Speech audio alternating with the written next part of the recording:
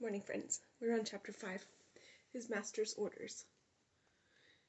During the late 1940s, when Iran was being torn by separatist rebellion and bled dry by the Anglo-Iranian Oil Company, the young Mohammad Reza Shah concentrated his attention on sports cars, racehorses, and women. He became a fixture of the international party set, favoring London nightclubs and carrying on a string of affairs with second-level movie actresses like Yvonne De Carlo, Jean Tierney, and Silvana Mangano. Several times he tried to consolidate his shaky position at home through repression and vote-rigging, but succeeded only in making himself a figure of ridicule.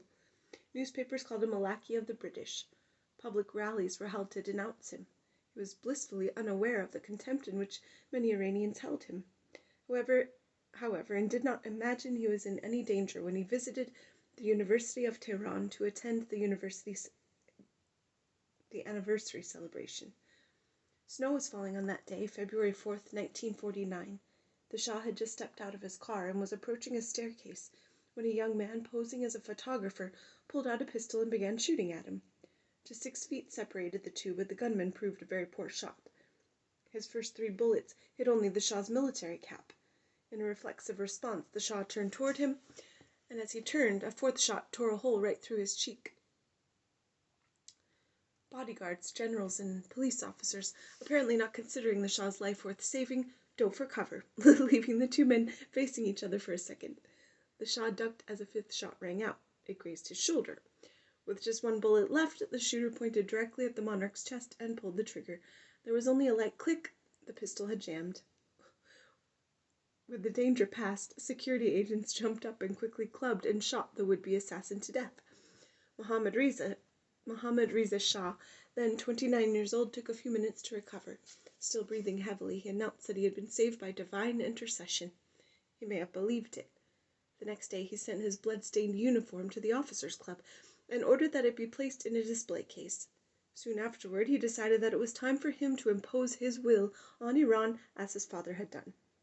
Iran had entered a new era when Reza Shah abdicated in 1941. Many of his former subjects were thrilled to see him gone, among them thousands of tribal families, who immediately abandoned the wretched settlements into which he had herded them and returned to their ancestral mountains and nomadic life. Others, even some who had chafed under his harsh rule, feared that they had lost their country's only bulwark against chaos and the rule of foreigners. Most felt the mixture of relief and apprehension that rowdy schoolchildren feel when a strict teacher suddenly takes ill. Newspapers, political parties, labor unions, and social organizations blossomed, but so did criminal gangs. The fear of authority that Reza Shah had instilled in people melted away. When one upper-class woman reprimanded her chauffeur for turning the wrong way into a one-way street, he replied, "Oh, it does not matter, now Reza Shah is gone." After forcing the feared strongman to abdicate, the British had first considered restoring the discredited Qadr dynasty. Only after discovering that the pretender, who lived in London, spoke no Persian, did they decide to allow Mohammad Reza to take the throne. Immediately after his coronation, they directed him to appoint a pro-British politician, Muhammad Ali Faruqi, as prime minister. Through Faruqi, they effectively ruled Iran. To secure their power, they revived the old formula under which the country was divided into 3 sectors. Soviet troops controlled the north, while the British held southern provinces that embraced oil fields, the refinery at Abadan, and the land route to India. Iranians were allowed to continue governing Tehran and the rest of the country's midsection, always under the occupiers' watchful eyes. The Allies made good use of Iran during the war, not only extracting huge amounts of oil, but also building several large supply bases from which they launched military operations across the Middle East and North Africa. Ordinary Iranians, however, saw their standard of living falling precipitously. Much food was diverted from civilian to military use. Trucks and railroads were used mainly for military purposes. Prices rose as speculators thrived, and poor harvests left many people hungry. Faruqi was dismissed when he became the target of public anger, but his successors fared no better.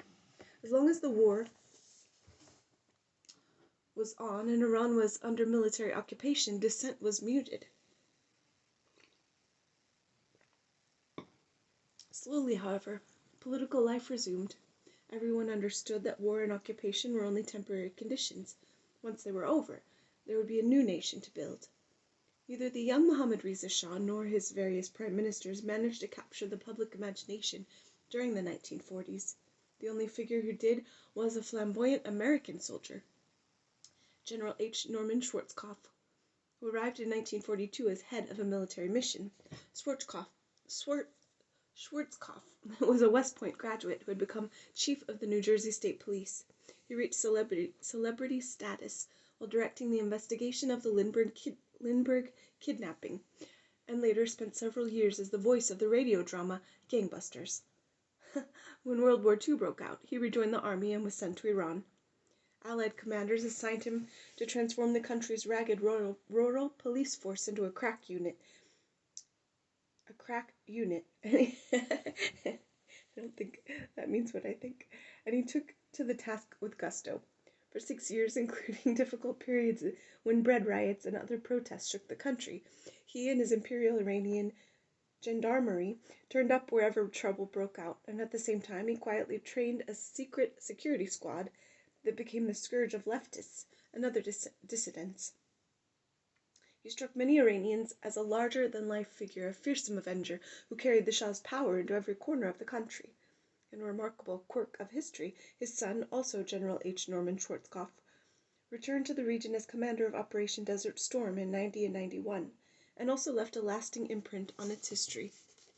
Iranians in the mid-20th century were searching for new solutions to their old problems of poverty and underdevelopment.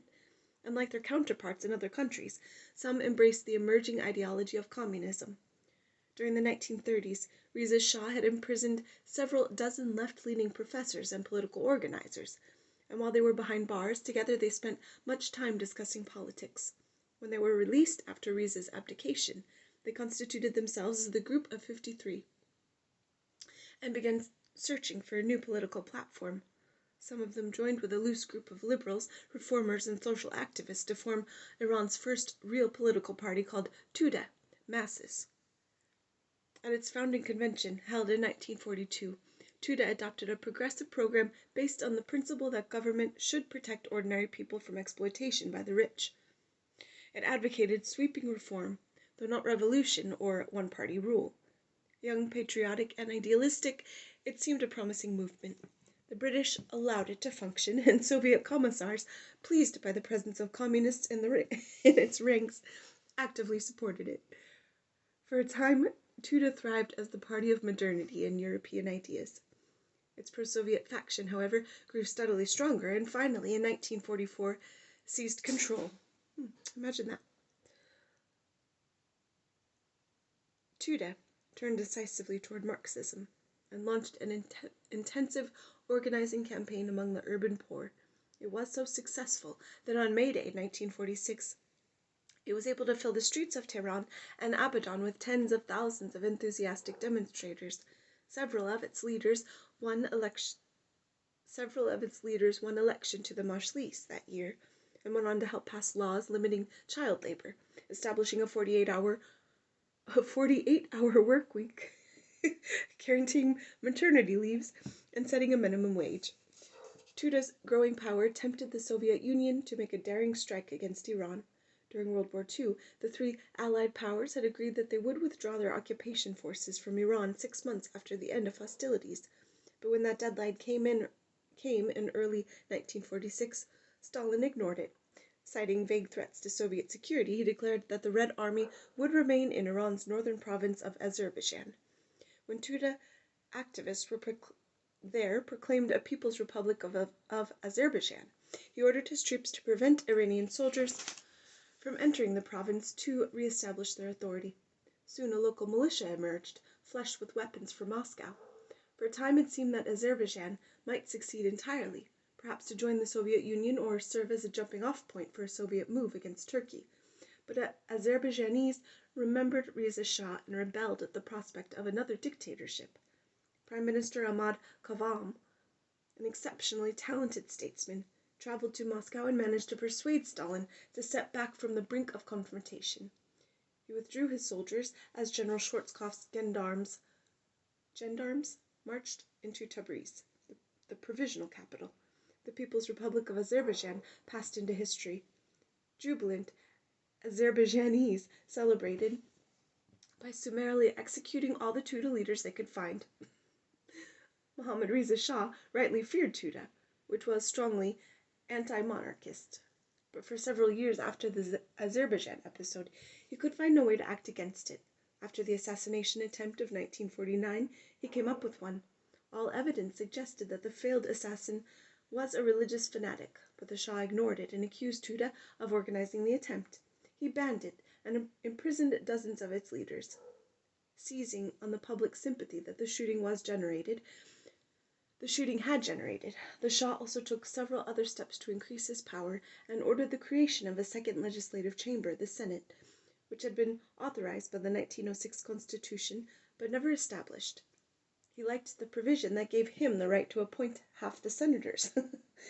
Then he persuaded the Majlis to pass a bill allowing him to dissolve both chambers and call new elections at his pleasure. Finally, and perhaps most important, he won from the Majlis a change in the way prime ministers were appointed. Under the Constitution, the Majlis chose them, and the Shah gave his assent. Now the system would work the other way, with the Shah choosing and the Majlis voting afterward to confirm or reject his nominee.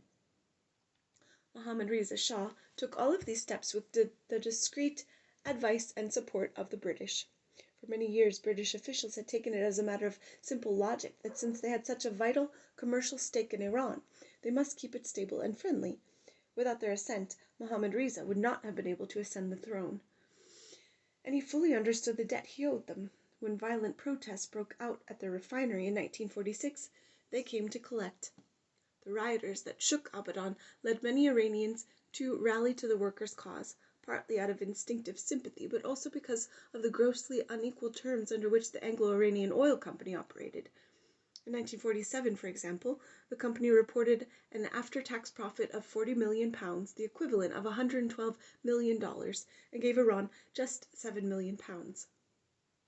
To make matters worse, it never complied with its commitment under the 1933 agreement with Reza Shah to give laborers better pay and more chance for advancement. Nor had it built the schools, hospitals, roads, or telephone system it promised. Manucher Farman Farmayan, who in 1949 became director of Iran's Petroleum Institute, was appalled by what he found at Abadan. Wages were 50 cents a day. There was no vacation pay, no sick leave, no disability compensation. The workers lived in a shanty town called Kagazabad, or Paper City, without running water or electricity, let alone such luxuries as ice boxes or fans. In winter, the earth flooded and became a flat, perspiring lake. The mud in town was knee-deep, and canoes ran alongside the roadways for transport. When the rain subsided, clouds of nipping, small-winged flies rose from the stagnant waters to fill the nostrils, collecting in black mounds along the rims of cooking pots and jamming the fans at the refinery with an unctuous glue. Summer was worse. It descended suddenly without a hint of spring. The heat was torrid, the worst I've ever known, sticky and unrelenting, while the wind and sandstorms whipped off the desert hot as a blower. The dwellings of Kagazabad, cobbled from rusted oil drums hammered flat, turned into sweltering ovens. In every crevice hung the foul, sulphurous stench of burning oil, a pungent reminder that every day 20,000 barrels, or 1 million tons a year, were being consumed indiscriminately for the functioning of the refinery, and the AIOC never paid the government a cent for it. The management of the AIOC, in their pressed ecru shirts and air-conditioned offices, the workers were faceless drones. In the British section of Abadan there were lawns, rose beds, tennis courts, swimming pools, and clubs. In Kagazabad there was nothing, not a tea shop, not a bath, not a single tree. The tiled reflecting pool and shaded central square that were part of every Iranian town, no matter how poor or dry, were missing here. The unpaved alleyways were emporiums for rats. The men in the grocery store sold his wares while sitting in a barrel of water to avoid the heat. Only the shriveled, mud-bricked mosque in the old quarter offered hope in the form of divine redemption. Under the leadership of Sir William Fraser, a famously obstinate Scotsman who hated the idea of compromise, Anglo-Iranian rejected every appeal to reform. Fraser's militancy and that of the British government were easy to understand. Britain had risen to world power largely because of its success in exploiting the natural resources of subject nations. More than half of Anglo-Iranian's profits were directly to the British government, which owned 51% of the shares. It paid millions of additional pounds each year in taxes, and also supplied the Royal Navy with all the oil it needed at a fraction of the market price. Foreign Secretary Ernest Bevin was not exaggerating when he observed that without oil from Iran, there would be no hope for our being able to achieve the standard of living at which we are aiming in Great Britain. Iranians, of course, found it difficult to generate much sympathy for the British.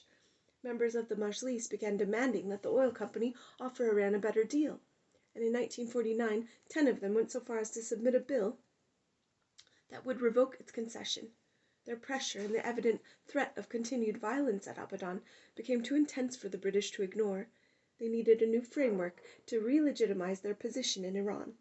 3 months after the attempt on the Shah's life, Fraser arrived in Tehran to make his offer. The contract he proposed became known as the Supplemental Agreement, since it was intended to supplement the one Reza Shah signed in 1933.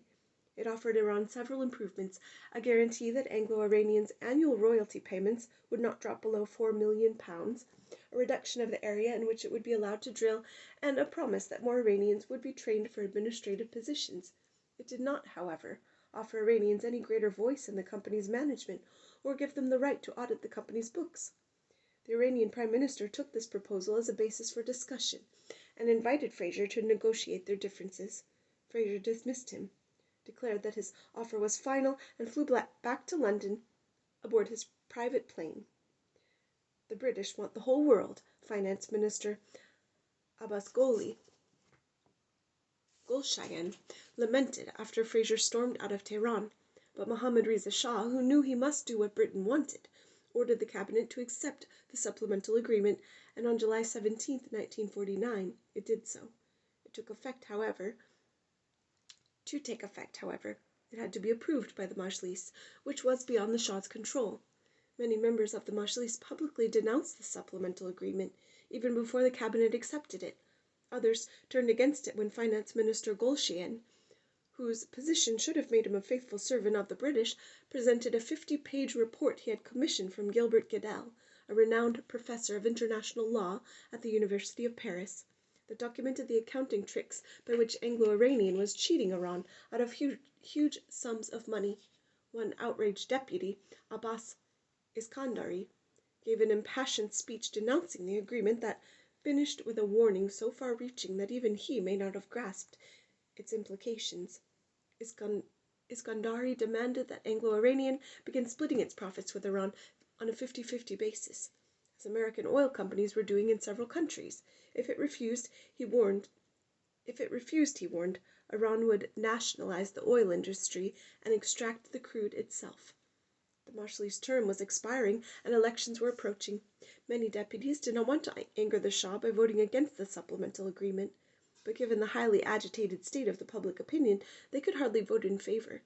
They chose two filibuster. For 4 days the Majlis chamber echoed with long denunciations of both the agreement and the generalized perfidy of Albion. Finally the clock wound down.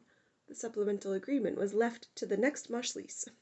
Mohammad Reza Shah was not amused by this turn of events, and he resolved to do whatever necessary to assure that the next Majlis would heed him. Using a variety of techniques ranging from the recruitment of royalist candidates to bribery and blatant electoral fraud, he managed to secure the election of many pliable deputies. His presumption that he could cheat voters as his father had, however, proved to be quite mistaken. Iranians were thirsty for democracy, and could no longer be terrorized into silence. Several cities exploded in protest. Outrage was strongest in Tehran, where nationalist candidates led by the hugely popular Mohammad Mosaddegh were declared losers. Mosaddegh issued a statement inviting all who believed in fair elections to gather in front of his home on October 13th. Thousands turned up, and he led them through the streets to the royal palace. When they reached the gate, he turned to face them, delivered a fiery speech, and declared that he would not move until the Shah agreed to hold new and fair elections. He kept his word. For 3 days and nights he and several dozen other Democrats sat on the palace lawn, Finally, the Shah, who was about to embark on a tour of the United States and was anxious to avoid embarrassment, gave in. Have a good day, friends.